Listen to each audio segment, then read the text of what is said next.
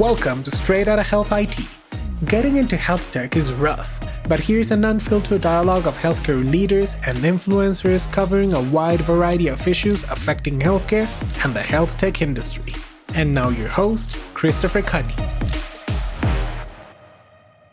Hello, everyone. This is Christopher Cunny, and welcome to another episode of Straight Outta Health IT. I am so excited to host this week's episode. We're recording this episode as part of Black History Month. As you know, is dedicated to Black History Month, where we highlight and honor the triumphs and struggles of African Americans throughout U.S. history. And so as I was contemplating the historical figures that had a huge impact on my life that were African American, I wanted to highlight some living legends that are making changes and strides and making an impact on the healthcare industry as a whole. And so I've assembled this all-star group of rock star healthcare leaders who are also in their own right making history. So our topic today that we'll discuss is the challenges and triumphs of African American CIOs in healthcare. African American CIOs in our industry are beginning to make a major impact in the recent years. The CIOs are responsible for leading the development of technology strategies, initiatives that enable healthcare organizations to remain competitive, improve patient outcomes, and reduce costs. They are also responsible for managing the IT infrastructure and ensuring that it's secure, reliable, and cost-effective. These leaders are also playing a critical role in healthcare organizations to better understand and serve the needs of a diverse patient population. Their expertise is also helping to bridge the gap between healthcare providers and the African American community and create a more equitable healthcare system. So it's my pleasure and honor to introduce you to these transformational leaders who are on this week's program. First off, I'll start with Chani Cordero, the CIO for Brooke Army Medical Center, Yuri Campbell, Senior Director, Clinical Solutions Delivery for United Health Group, and Cletis Earle, Senior Vice President and Chief Information Officer at Penn State Health. Welcome all of you to Straight Outta Health IT. So happy to have you on the program today. Chani, I want to start with you. And typically before we get into our kind of questions, I like to have each of the guests share a little bit about their background, how they got into this industry, and just any kind of general perspective on the day-to-day role and responsibility you have. So let's start with you. Hi, Chris. Thank you, first of all, for allowing me to be on the show today. It sounds like with this all-star cast, it's going to be a really fun time this afternoon. Yeah, I started my career in the Department of Defense. And so I do have to give that disclaimer that these views are my own and what I'm talking about are my own experiences. But I started my health IT career actually as a med school hopeful, believe it or not. So wow. I have a degree in chemistry. Okay. And I was planning on going to medical school. And through the military, I trained to be an operating room technician. And so here I am in college with this great skill set, and I decided to work at a hospital here in San Antonio at a city-funded facility. Right. And my first day, I had let's put it this way, some very sick patients. And at the end of the day, I decided that I didn't want to go into healthcare and I didn't want to be a doctor anymore. Exactly. However, though, but I did realize that I love IT, and I did that on my side thanks to my father, who introduced that to me early in life. And what a better career, marrying basically my love for healthcare without seeing patients. So my background in IT and putting those together. Wonderful. I can appreciate that too. I got my degree in computer science and mathematics, and I thought I wanted to be back in the day, we call them programmers. Now they're probably developers or some other term now. But I knew when I got my first programming job about 3 weeks in, I said, I cannot do this for the rest of my life. I love technology, want to be around it, but I cannot be behind a screen all day long in dark lights programming. So I ended up shifting and staying in IT, doing more engineering and support work as well too. That was more of my passion as well. So thank you again for being a part of the program. Let's go to you next, Yuri Campbell. Hey, Chris. I'm so appreciative of being on this panel with these illustrious leaders and my friends Cletis and Chani. In contrast to my fellow panelists, and much like yourself, I'm not currently in a CIO role, but serving as a strategic partner to IT division as the Senior Director of Clinical Solutions Delivery for our Enterprise Clinical Operations family. My last CIO role was at Dwight David Eisenhower Medical Center in Augusta, Georgia. and it was a great time. But in my current role, I partner with our IT clinical and business leaders to select, prioritize, and deliver the most impactful initiatives to ensure our organization is the best place to practice, best place to work, and the best place to receive care. My team and I play a pivotal role in the innovation space of our organization, and we are working hand in hand with IT as they transform and become more responsive to our clinical and business needs. So thanks again for inviting me to be a part of this panel. No, thank you as well. And then when I use the term CIO, I probably should say more generically IT executives and IT leaders as well, too. So we all have had different functions, and the titles and responsibilities span a wide variety of areas depending on your responsibilities as well. So I'm excited to have you here also. And last but certainly not least, Cletis Earle. Please, Cletis, welcome. First of all, thank you for coming to the program, and please share a little bit of your background and your role. Christopher, thank you very much, Chris. I am truly honored and humbled to be here and sharing this podcast with my I call them friends, but they're family. And it's interesting, Yuri and Chani, others, we are like a family, because you even mentioned in your article, Chris, that, the amount of African American CIOs are small, and we know each other. And that's exactly. We can count each other in this industry on a hand and toes. And that's something that is indicative of this conversation we're having. So I'm just honored. It's interesting. You mentioned when you were doing the introduction, I was looking around, who are you talking about? Because I'm pretty sure you were there, Chris, and Chani and Yuri there. We don't go in with that intention of being one of the first or to do this and to do that. It's our exactly. It's our passion. And then you turn around and you realize, like, oh, wow, you turn around and you realize like you're only, as Yuri mentioned, we're like the only ones out there. And you want to make sure you're looking back and trying to pull others with you, because that's the objective here and why I'm honored to be part of this podcast. Really quick to talk about me, I can say I'm the more non-traditional. I grew up in New York City. I worked in all of these different sectors, whether it's finance and music industry. I thought I was going to be a music executive. It didn't work out that way. I actually went to school to be a psychiatrist. Oh, interesting. Thought that's where I was going to go. I did my first internship and I realized that, oh no, not happening. Exactly.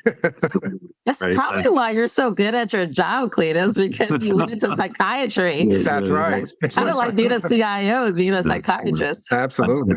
But yeah, some of those, that's the kind of concept. I use all of these different niches of experiences throughout my career and figure out it's a culmination of how I am where I am today. And I'm grateful for that. So I ended up being in the municipal sector, ended up going into IT management and working my way through to become a CIO. And it's just been a great opportunity. I am now, my current role as a CIO for Penn State Health and Penn State University's College of Medicine. And it's a journey. I tell you, it's a complete journey of what it is being a major academic medical center and institution as we continue to grow. But more to come. I'm really excited for this conversation. Again, thank you everyone for joining the program. I want to go ahead and jump into our conversation now. But before I start, I'm going to go ahead and tell the listening audience right now, we're not going to be able to cover everything we want to discuss today on this program. So I'm going to call this part one of a multi-part series of conversations that we may try to orchestrate with this group of leaders as well, too, because there's so many topics we could cover that we just will not be able to do it in this short period of time. But that being said, we'll go ahead and get right into the discussion. I recently wrote an article on this topic, the rise of the African American CIO in healthcare, and some of the research I found was really compelling. There was a recent research article published by SAPIA, which estimates that the most common race amongst chief information officers are Caucasians, which make up 76.9% of all information officers. And that's all industries as well, not exclusive to healthcare. Comparatively, there's about 7.5% of that make up the Hispanic group and another 7.4% that are Asian. And sadly to say that the representation amongst Black or African Americans is only about 3.7% across all industries. I would imagine that it's pretty reflective within healthcare, maybe even lower, quite honestly. And these estimates were based on data that was gathered by the U.S. Bureau of Labor Statistics, the census, current job openings, and other resources that they found this information. African Americans in healthcare face really unique sets of challenges. As a minority group, they're often underrepresented in leadership roles and have to work harder to prove their worth. They may also have to deal with some unconscious bias and outright racism from colleagues and clients. And additionally, they may have to work harder to gain the trust of teams and build relationships with others in the healthcare sector. They may also have to navigate the complexities of a healthcare system without mentors and coaches and others to help guide them. And then finally, African American CIOs may have to work to ensure that their voices are heard and their ideas are taken seriously in the industry. So I say that to say, and I posed this question or commentary to the group. There is no doubt that there's still much to be done in regards to increasing diversity in the workplace and in general, especially in senior executive roles. Why do you think it's important to increase the number of diverse leaders in the C-suite and specifically in the healthcare industry? And I'll throw that out to Cletis, you first, and get your thoughts on that. Yeah, no, thanks a lot. Just wanted to back up for 2 seconds. You mentioned colleagues, you mentioned racism, maybe you may experience from colleagues and others, but one other area I want to call out, and even though I'm not experiencing it now, but I have in the past, even from your employers, people in the top executive positions have different biases. Even if you're in a position, a lot of M&As occur. Sometimes new CEOs come and go, or even existing ones, they too can have those same racist ideologies. So I just wanted to point that out. But why I think it's important, I think it's absolutely essential to have just a different set of people in the CIO role, particularly those of the African American persuasion. And the reason why, there's evidence that is definitive, right? More diversity amongst organizations, the better the outcomes. This is evidential. This is there's no disputing that. And I think particularly if I look at myself and many other my colleagues on the line, we all have our own stories. I can tell you some of the my own personal experiences and understanding how to navigate has helped me navigate in the world of technology in ways of knowing how to do more with less, knowing how to be able to provide solutions and be creative and be able to think things through and proverbial out of the box thinking in order to get to an outcome. I'm not intimidated by some personalities or types of things, because to be honest with you, I always refer back to anytime I go somewhere, I'm like, look, this is nothing compared to some of the places I've gone through in Brooklyn or wherever. And I use that as an example, but it's true. These are things, if I go into a board meeting or if I go into somewhere else, I know that I've already experienced stress, frustration, fear, and all of these other things that helps me make me who I am. And those empower me as well for my other endeavors, particularly my day-to-day activities. And I know there are other people that look like me, that sound like me, that think like me, can actually hold this industry a lot. I was given an opportunity by somebody. They were able to take a risk. And I always think about, what if they didn't take that risk in me? Wouldn't have had the first Black chairman of Chime years ago. And I'm grateful to be given that opportunity, and imagine how many other people like me are out there that are just waiting to have that same type of opportunity. Yeah, I think you hit on an interesting point. I want Chani to weigh in here as well, too, is having the African American experience, our stressors are different. So things that I think other groups may find a little more of a challenge or a struggle tend to not to be quite as difficult for us to deal with or navigate, because our stressors are so much different. And I use the analogy as, I don't really worry about whether or not I can make budget or deal with certain challenges around systems going down or whatever. My concern is getting in that car and driving home and being profiled, and not them knowing I'm the CIO at blah, blah, blah, and having that as a stressor versus the day-to-day job. Chani, why don't you weigh in and offer your perspective on this as well? Sure, so to speak, right? Because when you talk about CIOs, oftentimes it's just referred to the IT people or whatnot, right? We're healthcare executives. We're healthcare executives with that background in IT. And so what problems are we trying to solve? Is that we're trying to solve the problems of the quadruple aim. How do we lower costs? How do we increase quality in the patients that we serve? And how do we increase access? And so if you look at it from that lens, is that hospitals are continually trying to ask themselves, how do we take care of the community that we are to serve? Well, that's where that diversity piece comes in, right? Because you're always asking those questions. What does the community need? What does that community want? We're a part of having that diversity, and then being a part of those communities. We can be able to provide some of that insight. And I don't necessarily look at it as, we just need more Black CIOs, because we do. It's because we're trying to solve the problem of how do we take care of our communities. Right. No, it's great insights. And to your point, we bring a different lens to the table. All of us have been able to navigate all different levels of the socioeconomic continuum of our communities. And so we understand the upper middle class down to the person who's dealing with trying to keep their lights on a day-to-day basis and bringing that lens. And we all have friends, family, relatives that are in those categories. And so we can bring that perspective and lens to the table while also serving as servant leaders in these executive roles and trying to leverage IT as an equalizer around that as well. Yuri, any thoughts from when you're in? Yeah, I agree with both Cletis and Chani's points. To Cletis's first point, there are often instances of implicit bias in hiring and promotions. Sometimes taking a pause to check your surroundings may give a glimpse of that reality. Like they say, those numbers don't lie. They can tell the deeper truth. To what Chani was saying, the reason we need more diverse leaders in the workplace is because our supported populations are diverse. We need leaders that are making key business decisions to understand the wants and needs of the people that we serve. We can't have folks in the sitting in ivory towers making these decisions for the masses. As the general demographics of our cities morph, I feel it's a strategic imperative for leaders that are tied to those communities to be able to shed the light on what's important for them, for us, not only for our patients, however, but I also believe for the workforce, the people that work for us. Literacy is a strong tool when trying to build tight teams that you want to retain for a while. Having those leaders and those diverse leaders up there will help the workforce see there is a place for them as they rise up. And I think another important point is diverse people have fun. Y'all invite me, y'all know how fun I am. Absolutely.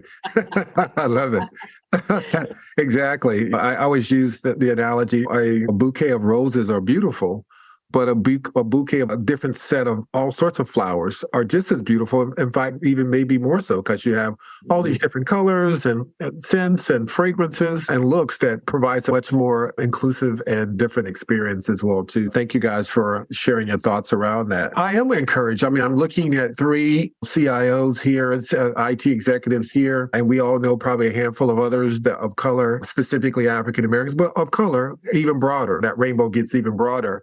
And so I'm encouraged by the industry embracing diversity as part of this ecosystem. And then now that DEI is a part of kind of the day-to-day conversations that are happening in the C-suite.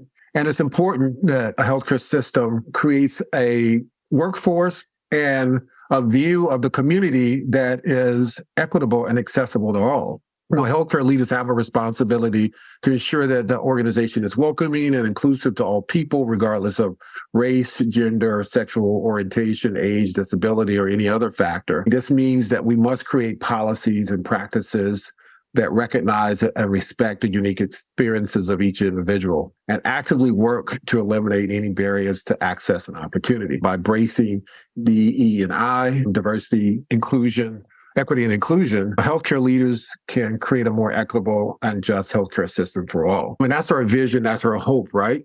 But the reality of it is there still is a long journey to go.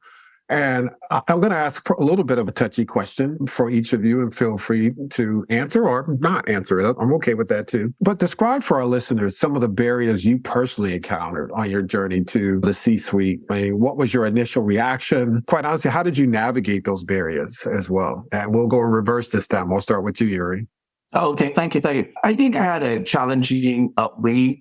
I'll save the details of that for a different podcast. Okay, sounds good. Sometimes I feel like I'm still playing a little catch up. That's a little teaser, right? Yeah, a little teaser. You invite me back. But to compensate, I feel like I've worked to get a little more education, a little more training to show a high level of competence, just so I can get an invitation to that table. But I think time and time again, my experience has shown me that it is your network that is critical to getting you exposed to those right opportunities. Cletis mentioned that before. Someone reaching out to you, being a good mentor, that sponsor. And to dig a little deeper, I don't know if I verbalized this some before, if it's just me or others have similar thoughts. I think I've heard it mentioned. I do feel that I've had to press harder, shine a little brighter, just to get the same level of play as some of my more mainstream colleagues that look like the majority of else. I am curious to know what the other panelists have to say about that. Okay. Chani? So the one thing I have to say about the DoD is that it's really good about addressing blatant racism, right? No one can really whisper to you and say something very blatant racist. Right.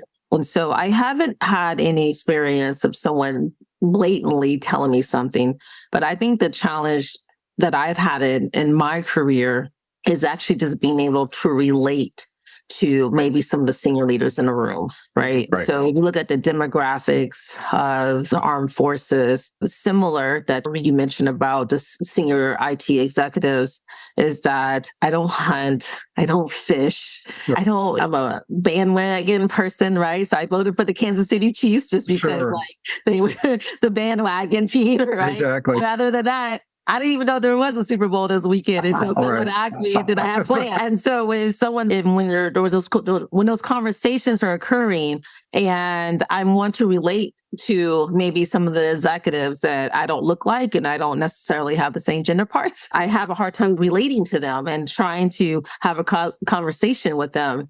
And with that, I feel like that is a barrier sometimes, right? Because those conversations might not necessarily be easy for me. And so then I have to go out of my way and read ESPN or listen to be able to be a part of those conversations. But then on the flip side, do you find that they are attempting to find ways to relate to what you are interested in, what your background is, where you come from, and that background? So maybe it's not hunting or fishing or sports, but it's something else specific to, areas of interest that you might have. Are you seeing more of that occurring now, or do you feel like you're the one that's having to make the extra effort to assimilate versus vice versa? Exactly.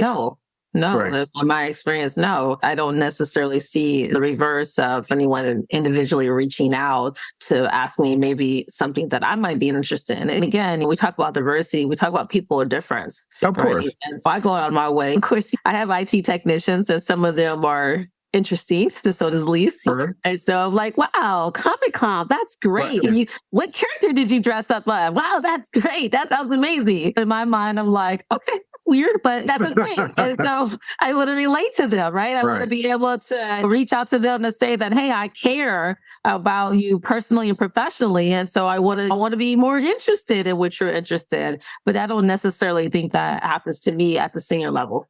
Exactly. Cletis? Yeah, I've experienced, not at this organization, but at previous organizations, blatant racism. So much so that I was told by a former boss, CEO, why is your name, Cletis Earle, living next to XYZ on this street? You shouldn't be there, right? Because of the historical or racial biases of Black people shouldn't be on that street. Me being new to a city, not knowing any different, I'm just going into a house to go to a house. That's the type of racism I've seen. I've been subjected to and then been chastised by where I live, selected to live. And knowing my boss, knowing how much I make, obviously, being able to just not get through or past those own historical biases and just tax it on me for quite some time. And at the end of the day, that's made me stronger. Sure. What I did is, look, I'm not staying there. I made a decision to leave, right? Because I will not subject myself to that blatant racism and taxes that come towards the body, mind, and soul. And it's just vile to be around. You go and you find other organizations, or you look to get out of the industry. That's what I was doing, or other executives doing, leaving, or even creating your own business, right? Which is awesome to do. I think that's the element of the world we're in today, unfortunately. And I also think, just from the more of the macro side, I'm very happy that having this discussion on Black History Month, because I do think that there is an agenda to remove all things associated to us understanding about our own. We know, we've heard of the chastising of CRT, right? The 1619 Project or whatever it is. All of these things. So much we see what's happening in Florida, that removing the key course of African American key course. There is, I think, a very intentional element to try to get us not to think about us and support us as a people. We've seen it happen in history. We've seen it happen before, and I think it's happening now. So I really applaud you to have these discussions, because we have to talk about it. We have to look, no different than water cannons. We don't have water cannons today, but and one thing, I look back at my generation and I applaud the George Floyd, the Me Too generation. They're fighting. This new generation is saying, we're not going to. And I think that by doing these things, right? Being able to talk it, speak it, talk it through, making sure that people know that no, all things are not glory and rosy. It is a challenge, and we just need to come together as a team, as a people, as a group, as a unity to try to thwart these efforts that are actively looking to cut our legs off and basically hobble us to some extent. Again, I appreciate us having this discussion so we could have a real discussion. And absolutely. No, thank you for being transparent and sharing that as well, too. And I personally have very similar experiences as well, too. I won't name the organization, but I do remember trying to vie for an executive level position and was told by an executive leader that this organization has never had an African American executive and in its 100+ year history.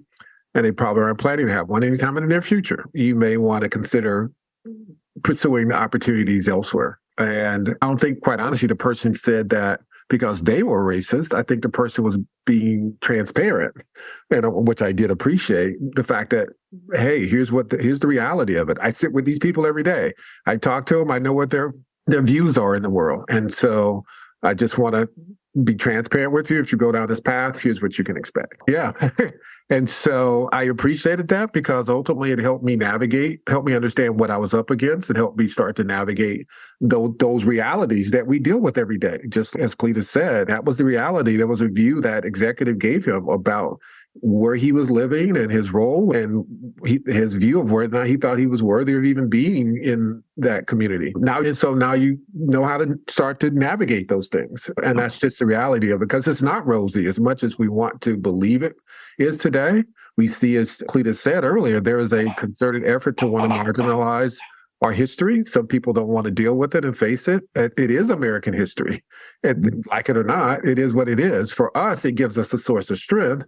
For others, it may give a source of shame. I don't know, but I do know that it is a part of our history. We can't run away from it. We have to face it. We have to have these crucial conversations as well. Yeah, I'm sorry. Not only... No, please.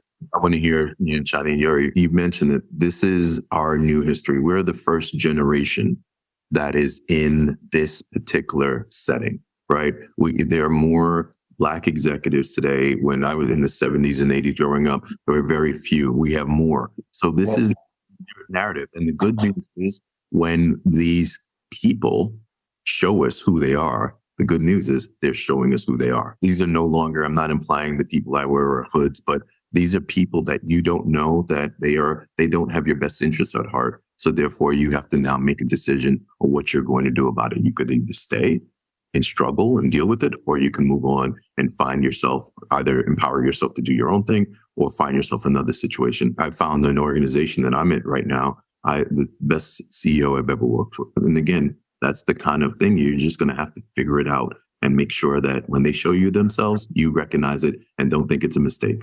Absolutely. I think the other thing I wanted to point out, something Yuri said earlier too, in that having to work harder. We all know colleagues of color who go off and get the master's, 3 certifications, the PhDs, and all the other letters behind their name, just to say I'm valuable, I'm worth it, I'm qualified to take on these responsibilities, when their counterparts don't have nearly the amount of education or experience as well. And that's just the reality of it. I'm not suggesting people shouldn't go get educated. I got my master's and other certifications as well too.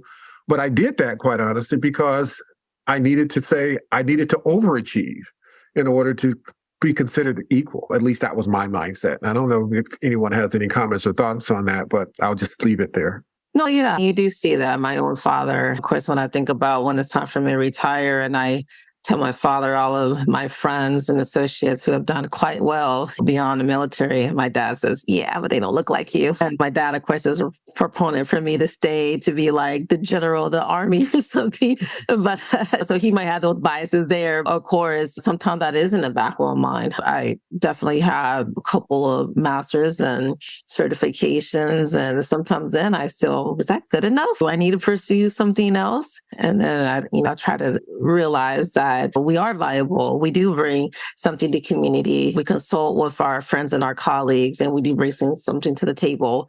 But that doesn't mean sometimes that's not in the back of our mind. Exactly. Absolutely. Any final thoughts on that, Yuri?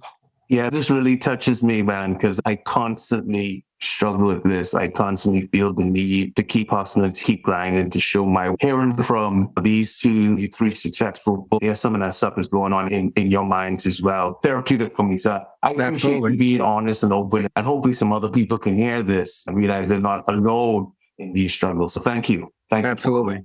Absolutely. Did want to touch on comment that some of you, I think all of you at some point in the conversation talked about is the coaches and mentors and sponsors and how important that is as you move through your career, and especially as you start to move into the senior and executive roles. Having those mentors and having those sponsors to help navigate you and help open up opportunities and coach you through that journey and sponsor you to the C-suite. And so mentoring of African American CIOs in healthcare could be an invaluable asset. And a lot of times we don't have that, right? We don't have those folks we can turn to. It really helps to bridge the gap between healthcare providers and administrators and technology professionals. And mentoring African American CIOs can provide them with the necessary skills, knowledge, and resources to successfully navigate our roles. Because a lot of times we think, okay, I just need to go get the next degree and the next certification and the next thing. And it's not an educational thing. It's a political thing, right? It's a navigation thing. It's about building alliances and relationships internally in the organization, because as you move to the executive levels, it is all about relationships. It's obviously about being capable. You wouldn't even be in the room if you weren't capable. But then now to be validated and to be empowered, it becomes about relationships. And we as African Americans, a lot of time, because we're the first generation, in many cases of this, our parents taught us, go to school, get a degree, work hard, and you'll be successful. That's part of the equation. But the other part of the equation is understanding how to navigate the politics of the corporate structure, right? And how to build those alliances and build those relationships such that then people are helping me pull me through to these senior level positions and positioning me to be successful. Throw this out for the group, and anyone can chime in who feels passionate about this. Share your thoughts on the importance of having those sponsors and mentors in the development and success for your own careers. Yeah, I agree, Crystal. Mentors and sponsors are critical for provide that warm handoff to those book opportunities. Intros to those in crowds. They let those folks know that you some of the cool peeps. Right. Basic interests, wants, and desires as everyone else in the room. I see it in my current organization, the past organization. You have a sponsor, a mentor, they bring you into the pool. They let them know that, hey, this guy and this gal, she's one of the cool peeps. Let's give her a shot. But to your point, you won't even get that opportunity unless you have that basic education and all that stuff. But you do need someone to bring you along. I've seen instances where folks highly educated and whatnot, but they didn't have those network connections. They don't get roles. That's right. You have to have a sponsor. You have to have a sponsor. Absolutely. And you really need both. You need that sponsor to bring you along, like Yuri just mentioned. You also have to have that mentor or someone that's really honest with you and tell you, like, hey, you're really making some bad decisions here. Not someone who just a cheerlead. I have lots of mentees, but I also find that, I won't say most, I say a good number come to me when they're in trouble. And they're not necessarily looking for mentorship. They're looking for favorship. They're looking like, hey, can you help me get out of this situation or whatnot? And so I think about that with my own mentors and sponsors, and I go to them before it's a problem. Sure. And right now, I'm just in my career, I'm at a crossroads, and I go to my mentor, and I said something that made a joke about, what if they just don't like me? And he's like, of course they don't like you. He's very honest with it, and I'm like, okay, like I'll cry later about this, but okay, let's talk about this. Exactly. How do I overcome this? Absolutely. Cletis? It's interesting because I actually have not had a static mentor throughout my career. I've had people acting as seniors to me in those roles. I remember one day being in an executive room doing a presentation, and I got a lover, Miss Isabella Alston, said to me, she pulled me aside, a sister that has been executive for a while. She pulled me aside, and I didn't realize later on that she said, hey, you're chewing your gum in your mouth while you're presenting. And I didn't even realize it. It's that type of mentorship. Those things that, like, she gave me a mint instead. It was little things, those nuances of life, right? That you just never realized. And she's given me so many opportunities since. But it's interesting because I struggled that I didn't have that one go-to mentor throughout. Because as I mentioned, there really weren't any, right? Right. There weren't any other CIOs, Black or others, that I can go to help me throughout my career. And I have had mentees, some I've been burnt by and some that I continue to move forward. But I think that it's important. And I always welcome people to, look, you want some help, you want some interaction, come to me. Let's talk. Let's work through plans and continue to work that out. I do have to say, though, as we have to think about the new dynamic, right? Everything is not what it was when we were coming up. It isn't.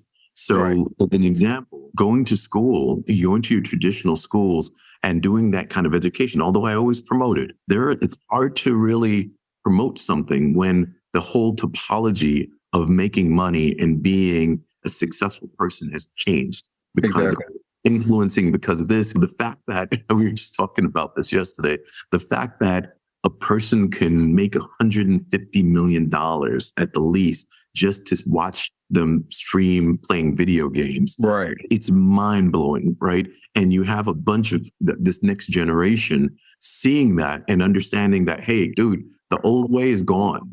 There's new ways to think about. So if we're going to be mentors, right, having good mentees, we have to understand that we can't just continue to force our way of doing things and the way we came up. That's the way the next generation is going to come up. Right. We have to get on board, lay down some of the principles, but understanding that path is not always going to be the same. We need to make sure we keep that in consideration as we bring our next generation up. No, I think that's a profound statement you just made in terms of this next generation. When we were coming up, we were, again, taught to go to school, get a good education, get a job, climb the corporate ladder, be successful, make a lot of money in the corporate structure.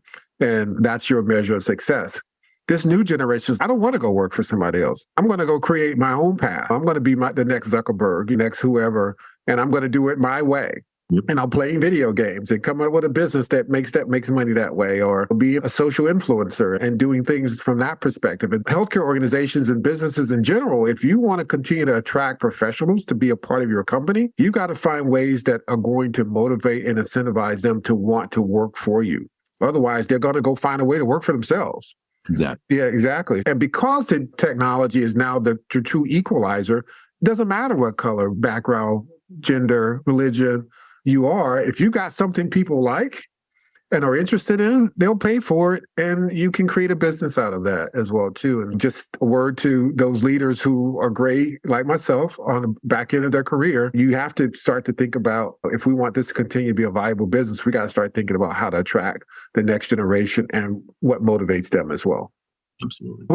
We could talk about 100 other things today, but we're getting towards the end of this episode as well. So again, thank you guys for being honest and transparent. I am encouraged, though, despite everything, I'm encouraged about the increasing number of minorities and women moving into leadership positions in healthcare and healthcare technology.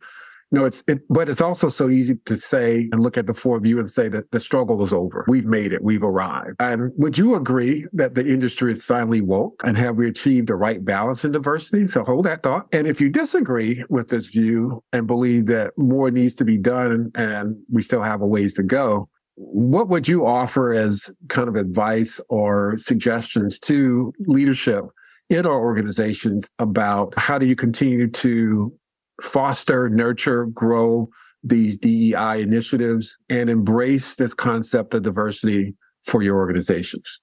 And I'll let anyone jump in on that one.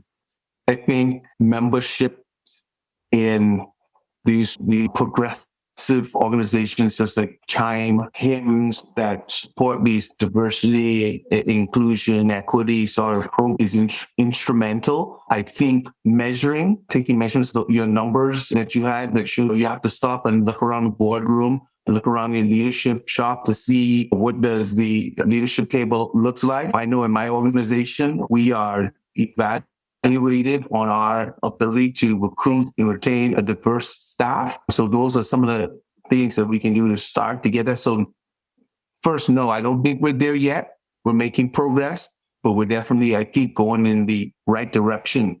as you see by us who are on this panel speaking right now. Yeah, I'll turn it over to someone else to add to that. When I always think about these, and of course, D&I efforts are absolutely tremendous. And just like what Yuri says, these professional organizations like Chimes and HIMSS and others that are looking at that are trying to foster ways to bridge the gap. But I would say that I think the biggest biases typically tend to be affinity biases. And that's where we have the tendency or unconscious bias to in favor of people who are similar to ourselves in some aspects. And so if you ask, I bet you could ask the starkest racists, are they racist? And they would be like, no.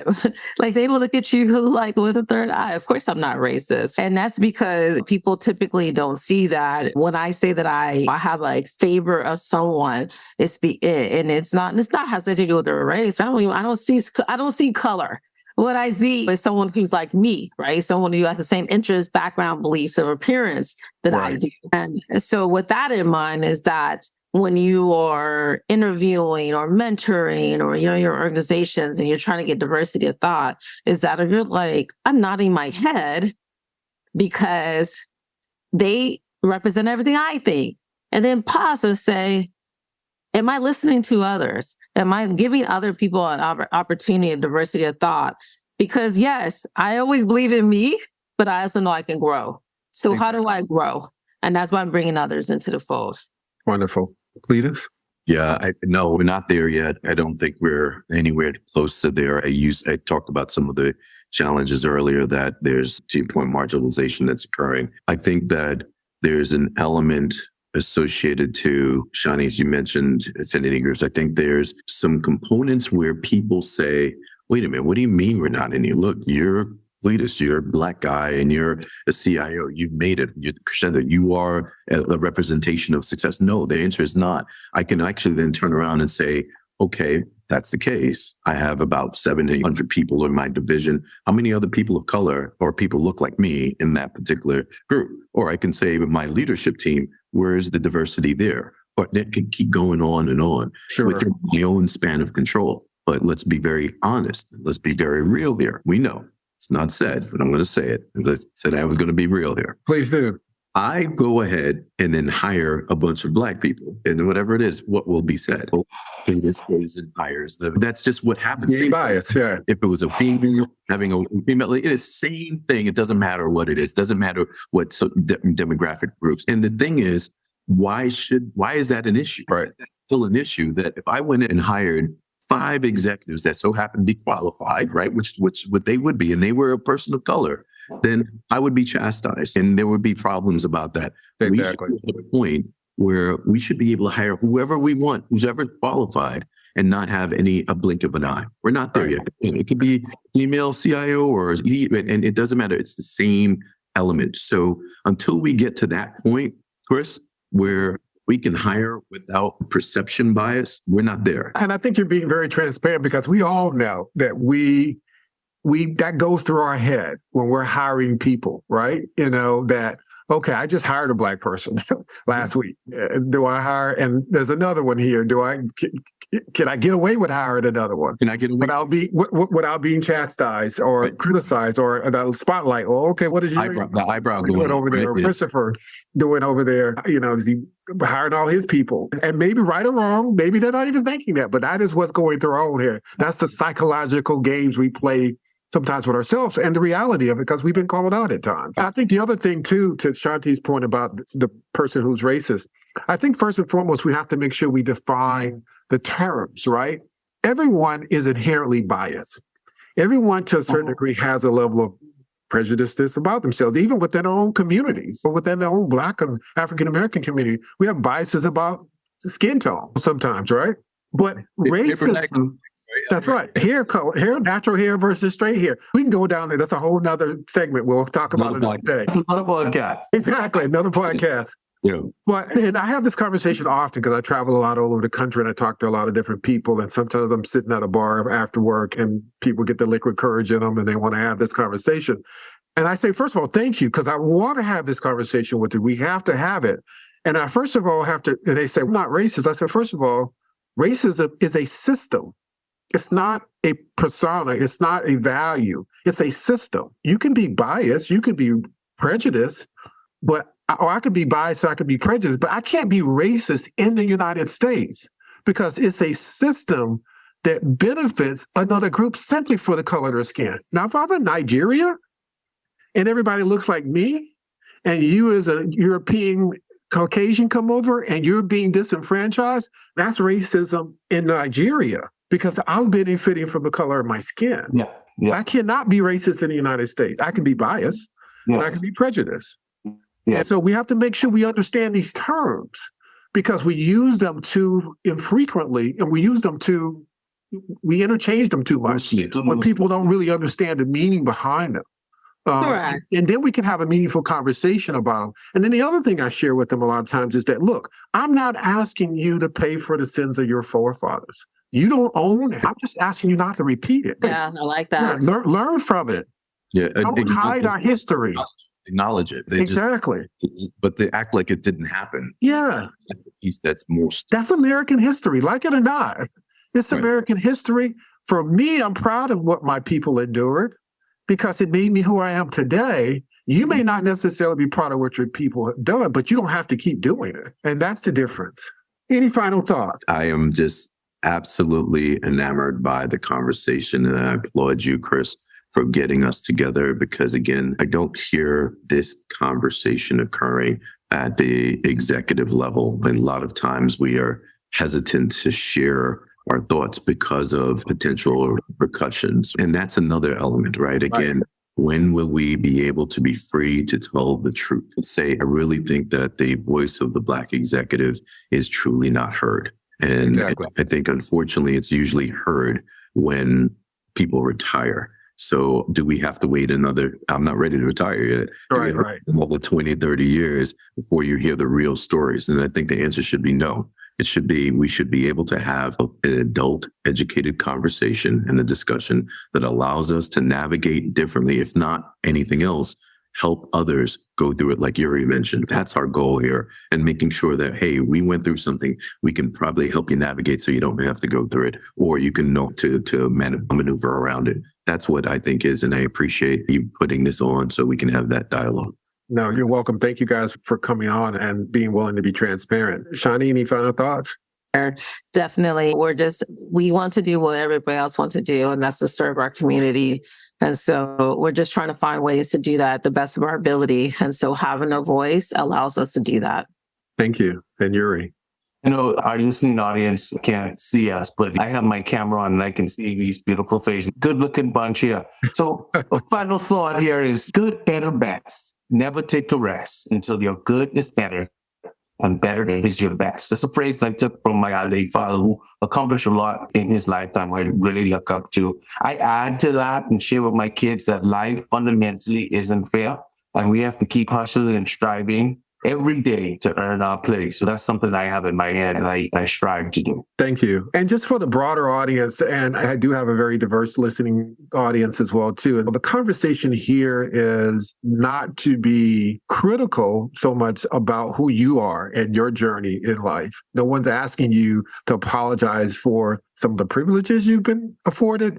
We're just asking you not to deny others their opportunity and to, have a more inclusive lens about life. I firmly believe that when my mom used to make gumbo, and if all she used was salt, it was not going to be as flavorful as if she used pepper and paprika and onions and a whole bunch of other flavors to bring the richness of that meal to bear. And that's society as a whole, too. And we have to learn from our past mistakes, otherwise we're doomed to repeat them. And I just encourage all of us and challenge all of us to have these crucial conversations with people that you felt like you weren't comfortable or afraid to have the conversation. Have it with them. You'll be very surprised that a lot of folks are very open and willing to express their views, but also be willing to be a critical thinker about that and not necessarily challenge their experiences because it is theirs, and be open to listening and hopefully changing your perspective on the world.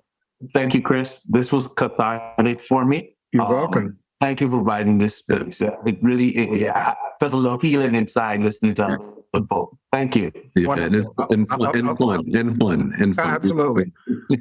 And this No, is definitely. I'm looking forward to future conversations, Chris, because I mean, this whole hour just went by so quickly. I think we can divide into so many other areas. Absolutely. Go into so many other areas. Definitely make this an ongoing series of conversations as well, too. And again, thank you guys for your leadership, your tenacity, your forethought, your courage to be some of the first in a generation of leaders and laying the path for future generations to come. That's it, everyone. This episode of Straight Out of Health IT is unfortunately come to an end. I think, again, we could probably sit here and talk another hour. We'd probably get some cocktails, though, and do it. And maybe next time we will. So thank you, everyone, for joining me and continuing to support the program. As always, please share this with your friends, colleagues, family members. Let's make this particular episode go viral. See you next time. Take care and God bless. Thank you so much for listening to Straight Outta Health IT. We hope you enjoyed today's guest. For more unfiltered dialogue of healthcare leaders and influencers, be sure to tune in next week. For the show notes, transcripts, and resources, please visit Apple Podcasts, Spotify, or your favorite streaming platform. We invite you to give us feedback by reaching out to Christopher Cunny on LinkedIn, just searching for Straight Outta Health IT, and you'll find us. We are constantly having live discussions about diverse topics in the industry.